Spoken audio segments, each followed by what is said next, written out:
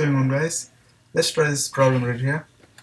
This question is asking a rock is thrown from the edge of a vertical cliff 40 meters above the ground at an angle of 45 degrees above the horizontal with a speed of 10 root 2 meter per second. The first question is asking find the velocity and position vector for t is greater than or equal to 0. Now when t is equal to 0, first of all let's go ahead and draw the diagram for this one, right, before we approach the question. And first they are saying that this is 40 meter above the ground, and also this is thrown with 45-degree angle with a speed of 10 root 2 meter per second, and 40 meter above the ground. So let's say this is 40, and we are throwing this one with 45-degree angle. Let's say this is 45 degree, and the velocity of 10 root 2 meter per second. I use a different color. Okay, 10. This is going to be 10 root 2 meter per second, right? So this is 45 degree and 10 root 2 meter per second. This is 40 meter height. And if you take the position vector when we have time is 0, okay, r when time is 0, we don't have any x component, but we have a y component, right? Y component. So we can x component we can put 0 right here. Y component we have 40 meter above, so 40, and the velocity component when time is 0, velocity component we have 10 root 2 in the x direction. We have 10 root 2 cos 45. So 10 root 2 cos 45, and in the y direction we have 10 root 2 sine 45. Sine 45, and we know that cos 45 is 1 over root 2, sine 45 also 1 over root 2, and if you multiply you will get 10 comma 10. So this is our components when we have this sign 0, like when the time is 0. So this is the initial condition, but the question is asking find the velocity and the position vector where for time is greater than 0. So we have to find this one in different way. First of all, to find the velocity, what we have to do is we have to integrate the acceleration, and we know that acceleration due to gravity, since we are dealing with meter and second, the acceleration due to gravity, we know that g is equal to 9.8 meter per second, right? That's the acceleration due to gravity. Now if we write this one in terms of this vector pattern, that's going to be negative because it's pointing like acceleration downward. So we are going to put a negative for that one. So we put a of t is equal to 0 in the x direction, but negative 9.8 in the y direction. Now let's go ahead and integrate this one. Integration of a of t dt is going to be equal to vector v of t, right?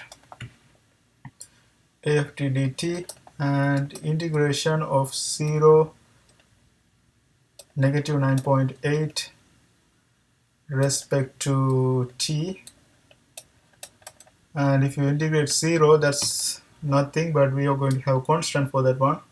So this is going to be just c1. Let's put constant for c1, and this one negative 9.8, if you integrate that one, that's going to be negative 9.8 t plus c2, right? So this is our velocity. Now also they are asking to find out the velocity and position. To find the position we have to integrate this one, but before we put that, we have to know this, what are these constants. And if you notice here, when velocity is equal to, this is 10, this is 10, so it means when the time is 0, this c1 and c2 are 10 10. So this is c1 value, this is c2, right? So this is our velocity component.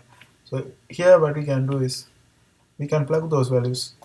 We can say this is 10 instead of c1, right? We found out from here, and instead of c2 we can plug that other 10. So this is going to be 9.8 to 8t and plus 10.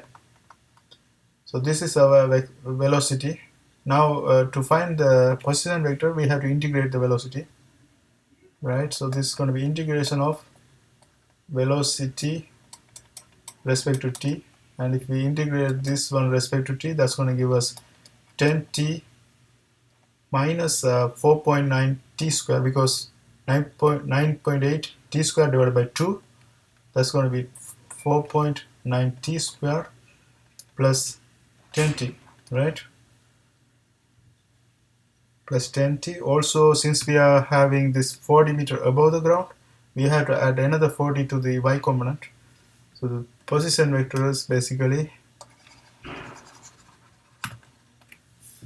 we are going to have 10t negative 4.9 t square plus 10t plus another 40 right here, right? So this is our position vector. Now let's go to the next question. So this is the first question asking find the velocity and position vector. We found that one right here, right? And the second question is asking find the time of the flight and range of the rock. So to find the time of the flight,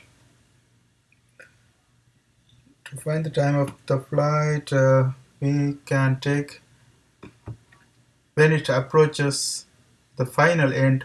We know that this is going to go like the parabola shape, right? And at the end, the height is going to be 0. And if you find out what's the, at height it's equal to 0, what's the time?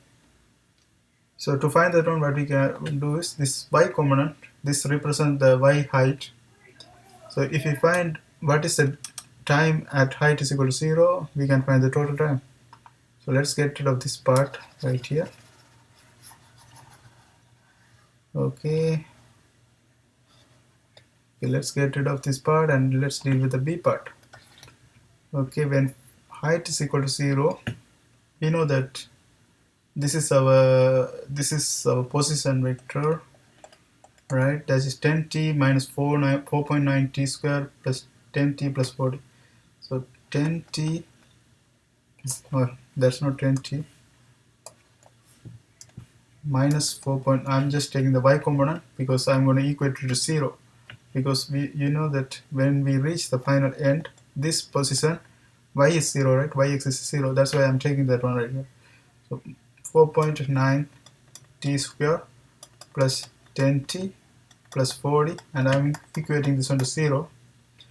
And if I equate this one to 0 and solve for t,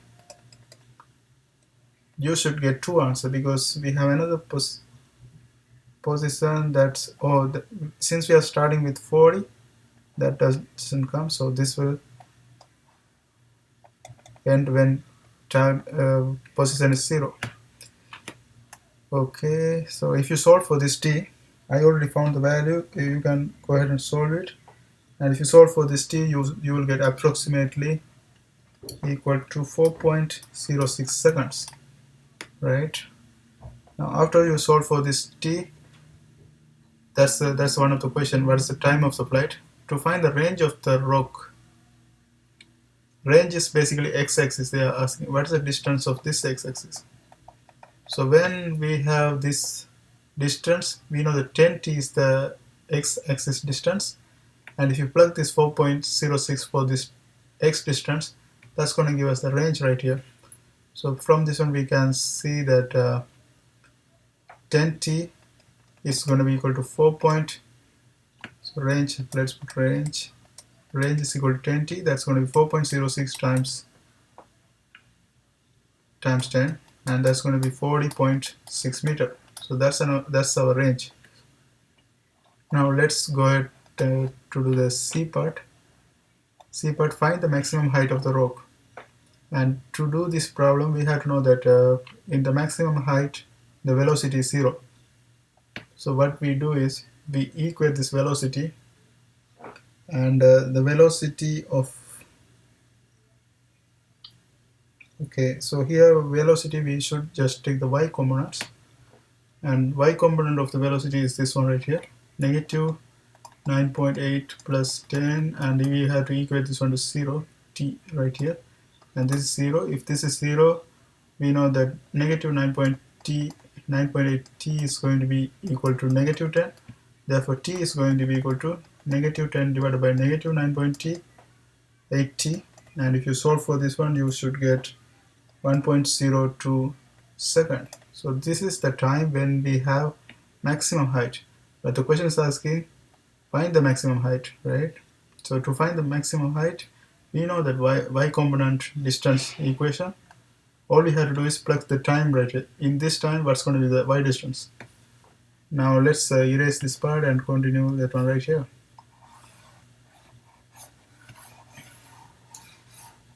Okay, so I am taking this y component equation, that is 10t. Oh, not 10t, I'm always writing this. I just want the y component. Y component is only this part. Negative 4.9t square plus 10t plus 40. And I'm going to plug this values for this one. So negative 4.9, 1.02 square plus 10 times 1.02 plus 10. And if you solve for this one, you should get 45.1 meter. So this is going to be the maximum height. So when they throw the board, it's going to reach the maximum height, and at that maximum height we have to know the velocity 0, and we solve for the time from that. Then we apply in the range equation, we have the y component distance formula, like the position vector formula. So we plug it in that, plug the t in that, and we find the distance. And that's how we do this kind of problems. I hope this helps. Thanks for watching.